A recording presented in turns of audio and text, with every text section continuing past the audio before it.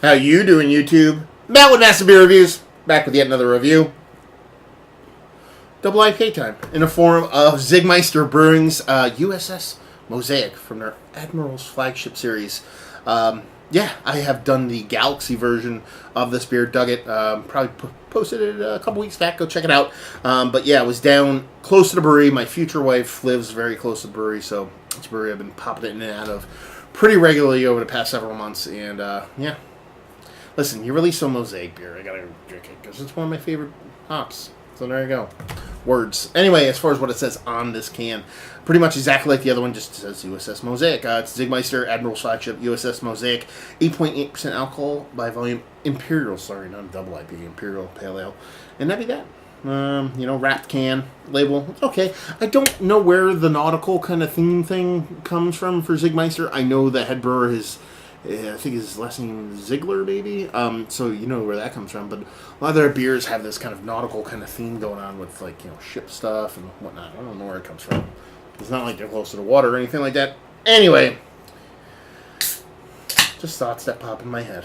So let's give this a pour. See what she's got. Czig Meister, Hackstown, New Jersey. The owner and head brewer was, I believe he was the head brewer at Keene Brewing for a bit. So he has some chops. And, I've done quite a few of their reviews. Like I said, I've been popping in and out of there. So, the beers are quite nice. They always have a variety of beers going on there, too. It's not just, one hit kind of deals when it comes to their beers. It's not just IPAs or whatever. There's, porters and cream ales and kolsches and whatnot. So that's kind of right up my alley. Two Fingers, infinitely gravity-defying kind of creaminess.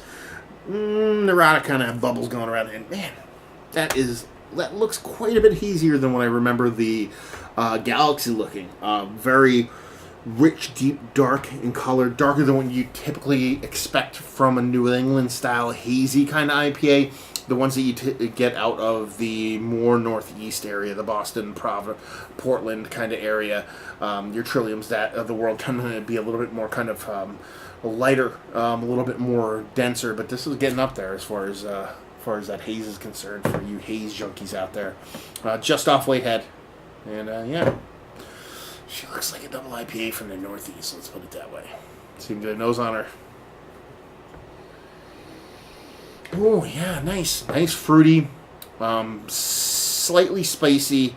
A little bit of, like, resiny, weedy kind of thing. It's definitely fruit forward first.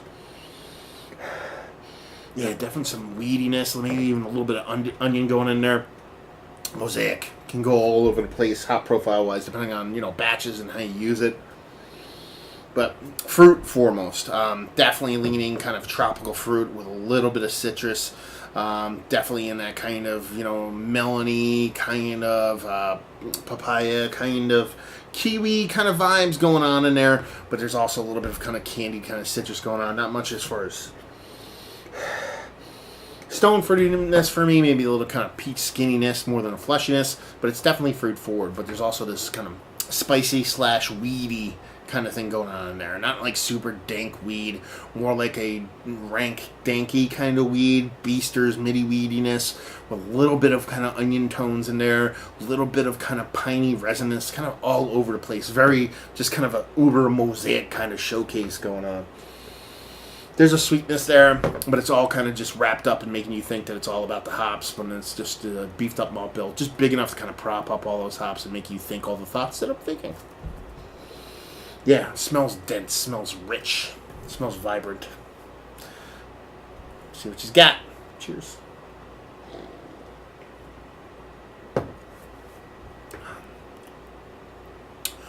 Whew, that's a big beer. Yeah, that's a double IPA right there. That's Imperial IPA. I'm just busting chops. I'm sure they don't care. Yeah, that's a big beer. Not necessarily in heat, but it has an alcoholic kind of evaporation to it that makes you think like I would kind of. It's giving me like triple IPA vibes. It's giving me vibes that if I drank like 3 or 4 of these, I'd be in a whole heaping pile of trouble or awesomeness, depending on the angle you're looking at it. But yeah, big beer. Really nice mouthfeel. The hops come off more bitter than juicy in the mouth. There is that kind of underlying fruit from the two spectrums I was talking about. But it's definitely more spicy. So that's the thing that keeps popping in my head. There's a spiciness to it. There's a kind of peppery spice, like hot spice, herbally spiciness to it. More than that juiciness. It's kind of flipped a little bit. If that spice were a little bit in the nose, and you have that weediness, then you have that the fruitiness, as opposed in the nose, it kind of went the opposite direction. It's tasty though. At least give it that. I mean, it's tasty. It's just kind of the juxtaposition between the way the nose plays and the mouth plays is kind of cool, to be perfectly honest with you. But some people go into beers kind of want an exact same nose into the beer, which is fun, but it's fun to be played with a little bit too. Yeah. The only thing that's kind of give me a little bit of bummerooskies here is I feel like it's just going to get me rip shit drunk. I want this flavor profile at 5-6%, not at 9%. That's the only thing that I would kind of be like, fuck, man. It's not so much a knock on the beer itself, it's more a personal preference. I just kind of want this beer to be like 5% at this flavor profile. Because if it was, then hot damn, people would be fucking waiting in line for this shit. Yeah. They're Dark Sovereign, which is a wine and bourbon barrel aged imperial kind of Belgian dark. People should wait in line for that shit. So it just takes a while for people to kind of figure out what breweries are. They've only been open for about a year or so. But yeah, I mean, super tasty. Fruit abounds enough to kind of quench the thirst of all those kind of fucking fruit juice hop junkies out there. The ABV is noticeable but not off-putting. Nice mouthfeel, nice kind of hop, a little bit of hop almost burn to it too. It's got a nice density to it. Really nice beer. The best IPA I've had from those guys. Let's put it that way. I've had quite a few, from their base pales to their their IPAs to their double IPAs.